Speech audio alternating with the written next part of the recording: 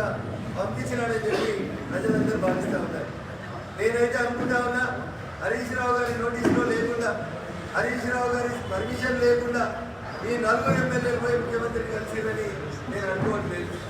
గతంలో ఒకసారి మనందరికీ గుర్తుండేది, రాజశేఖర రెడ్డి గారు ముఖ్యమంత్రి ఉన్నప్పుడు రెండోసారి రాజశేఖర రెడ్డి ముఖ్యమంత్రి అయిన తర్వాత గట్టే మీ సిద్దిపేట ఎమ్మెల్యే గారు ఇట్లా ఒక కోకే తీసుకెళ్ళిపోయి రాజశేఖర రెడ్డి గారిని కలిసి అలా తెల్లారి ఏమైందో తెలియదు, 4 ఇవ్వాలి, ఈ 4 పెట్టినట్టు ఆయన కూడా అప్పుడు ప్రెస్ మీట్ పెట్టినట్టు అందరు మీడియా మిత్రులంతా ఫోన్ చేసి చెప్తా ఉన్నారు.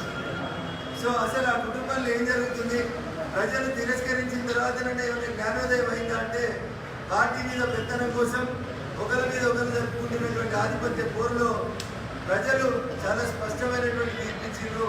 ఈ రాష్ట్రానికే మీరు వద్దని చెప్పిండ్రు.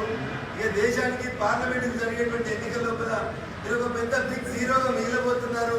ఇది మీ కుటుంబ అంతర్గత కలహాల వల్ల జరుగుతున్నటువంటి ఇష్యూ తప్ప ఇంకొకటి కాదు. ప్రోటోకాల్ కోసం పోయినామని సన్నాయి నొక్కులు నొక్కులు ఈ సన్నాయి నొక్కులు నొక్కుతున్నటువంటి వాళ్ళల్లో ఒక ఆయన ఇంతకుముందు మెదక్ పార్లమెంట్ నుంచి ప్రాతినిధ్యం వహిస్తుండే. ప్రోటోకాల్ అంటే అయితే ఆయనకి ఏమైనా అర్థమైందేమో అప్పుడు అడగాలి. ఇవాళ ప్రోటోకాల్ ఏమైనా వచ్చిందా? 2 రోజులు పోలీసులు తెచ్చుకోవడం రాకపోతే మీకు భయం అవుతుందా? ఇప్పుడు ప్రోటోకాల్ ఎందుకు? మీరు అధికారంలో ఉన్నప్పుడు ప్రతిపక్ష ఎమ్మెల్యేలకు కనీసం నియోజకవర్గ అభివృద్ధి నిధులు కూడా ఇవ్వకుండా కళ్యాణ లక్ష్మి చెక్కులు పంపాలంటే 3 ఎమ్మెల్సీలు, ఎంపీలు, జిల్లా పరిషత్ చైర్మన్లను పంపించి ప్రతిపక్ష ఎమ్మెల్యేలను ఇబ్బంది పెట్టిన రోజు ఈ జ్ఞానం లేదా మనకి? ప్రోటోకాల్ అంటే ఆ రోజు తెలియదా? జిల్లా ఇన్ఛార్జ్ మంత్రులతో అడ్డం పెట్టి ఎమ్మెల్యేలకు ఇచ్చినటువంటి నిధులని దోచుకపోతే చివరికి కోర్టుపై పిటిషన్ వేసుకోవాల్సినటువంటి దుస్థితి కల్పించింది.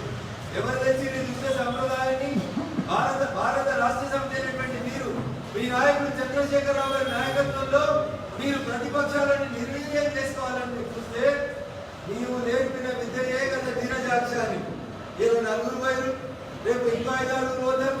మొత్తం 26 మంది జమైనాక నువ్వెట్లయితే కండువాలు కప్పినవో రేపు కాంగ్రెస్ పార్టీ కూడా నీకు అదే బుద్ధి చెప్తుంది.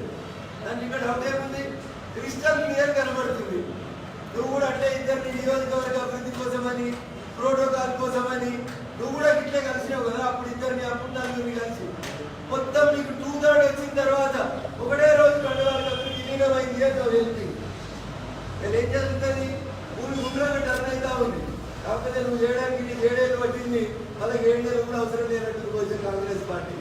ఎందుకంటే శతాధిక వృద్ధురాలు కాబట్టి, 100 సంవత్సరాల ఎక్స్పీరియన్స్ ఉంది కాబట్టి మీలాంటి సరి అయినటువంటి రీతిలో బుద్ధి చెప్పేందుకు మీ సొంత ఎమ్మెల్యేలు ఆఖరికి నీ అల్లుడు వీళ్ళంతా కలిసి నీకేదో చేస్తున్నారు అనేది నీకు అర్థం కావాలి. అందుకని తెలంగాణ సమాజానికి, తెలంగాణ మేధావులందరూ కూడా నేను ఒకటే అప్పీల్ చేయదలుచుకున్నాను. రానున్నటువంటి పార్లమెంట్ ఎన్నికలలో బారాస ఓటేస్తే అది కోమటి చెరువు లేచినట్టయితుంది, హుస్సేన్ సాగర్ లేచినట్టయితుంది, మూసీ నది లేచినట్టయితే తప్ప ఒక్కరికి కూడా ఉపయోగం ఉండదు. ఒక ఎంపీలో పొరపాటున, ఒక ఎంపీలో 2 ఎంపీలో గెలిస్తే 20 ఏం చేయాలి? రేపు ఏం చేయడానికి కూడా వీళ్ళతో కాదు.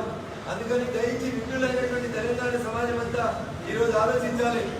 ప్రపంచమంతా నరేంద్ర మోడీ గారి నాయకత్వాన్ని స్వాగతిస్తూ ప్రపంచమంతా రామమయం వైపు నడుస్తూ ఉంటే ఈ రోజు మరి తెలంగాణ సమాజం వెళ్ళిపోతుంది.